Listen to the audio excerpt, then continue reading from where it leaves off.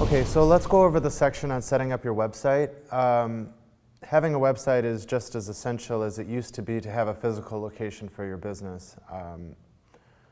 I highly recommend that you look at this section in conjunction with our section on payment processing, because no matter what you sell on your website, without a way to process payments, you're not going to make any sales.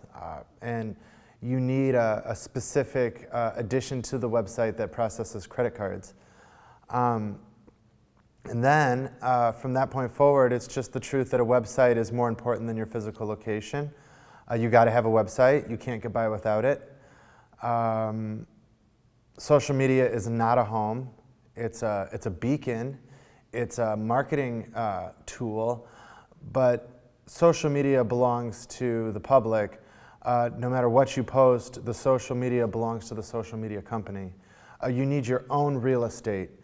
That's the beauty of a website. Every website must be paired with a web address called a domain, which you may register, and then it becomes yours by right, at least for the period that you've reserved it. It's like making a contract with the world. Once you've registered your domain, it belongs to you, much as Facebook.com belongs to the Facebook company. Now, one thing is that if Facebook.com ever let their contract for this name lapse, there would be somebody there within 20 seconds ready to snap it up, because we know that Facebook would want to pay them a lot of money to get it back. The content you post to your domain is your website. So your domain connects to hosting, which is storage, and then you fill that storage with the information for your website, and it is projected through your domain name. I highly recommend that if you're just starting out, that you use a website template maker such as Shopify or Wix to help you design, because the design process can be kind of tricky. If you want to have a really nice looking website, you're probably going to need to know even more than HTML. Additionally, and perhaps most importantly, you have to build in your payment processor. So perhaps the easiest way to avoid using PayPal altogether, which also has its advantages, is to use a website building software, because at least Shopify, I know, has its own built-in payment processor as well. However, you might choose to enlist a web designer. I've done it before, and I was actually more happy with the results than I was when I tried to use Shopify. It's not necessary either way. The public won't really know the difference between your designed website or your Shopify designed website if you do it properly, but you will know. And there are little details that are almost subconscious that speak to beauty, that speak to personally customized content. So let's just go over the steps. The first step is to register a domain, register your .com name. You might want to go to GoDaddy.com or something like this. You're going to want to set up your PayPal, and that's your payment processor. There's others I suggest in the payment processing section, but for now, let's just call it PayPal. You're going to want to upload your design to a host, so you're going to need to set up hosting too. For all of this, I recommend Bluehost, bluehost.com. They will help you register your domain name, and they will host your website. And they even have some tools to help you set up the appearance. However, they're a little bit more open than Shopify would be. They're more flexible, which at the same time makes it more complex to set it up. So you might still need to use a professional. So then once everything is uploaded and designed, and your payment processor is established, and your domain name is picked, now your website is live. It's up there for as long as the domain name is registered. It will function. How can people come to your website is established by them just typing in the domain name into their address bar. But the problem is nobody knows that your website exists. That is where social media, networking, and paid advertising come into play, your marketing strategy. You know, in enclosed systems like eBay or Amazon, they do a lot of the marketing for you, and people can find your products according to just searching for a brand name, and your product will be listed alongside other people selling the same thing. However, with a website, you could have the best price and people would still never know about it. You're going to need to do things like get attached to Google, because Google just doesn't know you're there. You have to integrate their coding into your platform. Bluehost will help you do this. Shopify will help you do this. But then, you're going to want to start to really get the word out. Set up your social media in conjunction with your website. But it cannot be overstated how important and fundamental your website location is. And on a final note, I shouldn't forget to mention that your phone number and contact information should be on the site. You can also set up a chat feature where in the corner it says chat with us if you want to, and then they can click on it and type what they want. Usually when I see that feature, I type in, "Are you there?" And then if it's a good company, yes, somebody is there, they answer me and they answer my questions. But if it's not a good company, or if it's a small company or a poorly managed website, then they say, "Oh, we couldn't find anyone for 5 minutes of searching," while you sit there at your computer.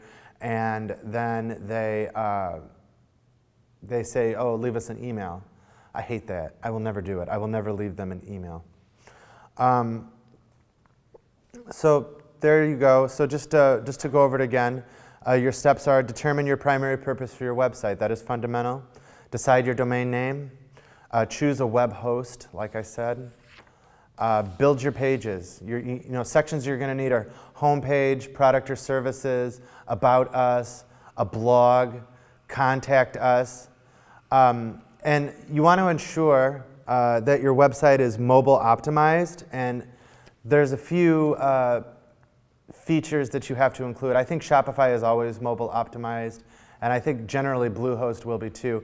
But if you're making your website from scratch, from HTML, from coding, directly printed on your hosting source, then it's not going to be anything. It is whatever the code tells it to be. So you're going to want to make sure, if you use a designer, that they also include mobile optimization so that it looks correct on your phone. Because otherwise, if they don't, then it's just going to look like a too big website on the screen. They're going to have to scroll around to look at it all, and it's just not very professional. Suddenly, we're in 2005 again. You want to embed Google Maps if you're interested in showing your location.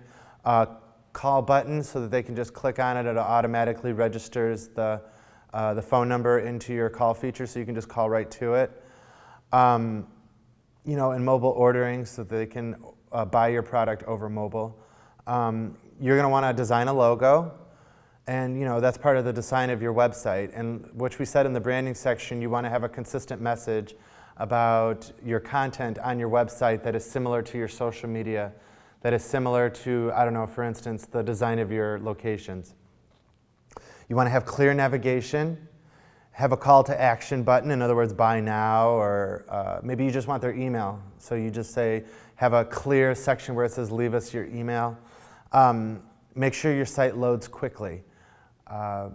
And that has to do with how you store data, how big your pictures are, how big the videos are. If you use a full-size video, it could take a long time for it to buffer, which is a losing bet. Keep it minimal. You don't have to just clog it with stuff. This isn't the age of MySpace anymore. That was not a winner. Simple, like Facebook, just simple colors, simple background. It's more pleasing to the mind. Maybe not the eye, but the brain. And test and publish your website. Once it's live, go through and test it. See if you can buy something. See if you can get through all the sections. See if all the products function the same. And then you want to market your website on social media or search engines. And then you want to maintain your site. Update the products, keep the inventory fresh. Part of what the coding into your host provides is that there's going to be a back end where you, as the administrator, go in and you see where the hosting is, where you see where the all the settings information, but also where you see where your inventory is. There should be a sort of a list and a line item that you can add of each inventory that you're trying to carry. You'll need to upload a photo to go with it. And it's just very basic. Most builders will help you set it up directly. They'll tell you what to do step by step. The point of this video is more to tell you that you need to do it. You're going to need to probably do some graphic design work, so maybe hire somebody to create your banners and your appropriately sized pictures for Shopify, or your just how you want the whole thing to look. There's a lot of templates, but then filling out the spaces in those templates can be tricky if you have no idea how to use Photoshop or Illustrator. So I would recommend getting on good terms with a graphic designer at least, and that'll be a good start. So just make your website and try to make it shine and do your best, and you will succeed.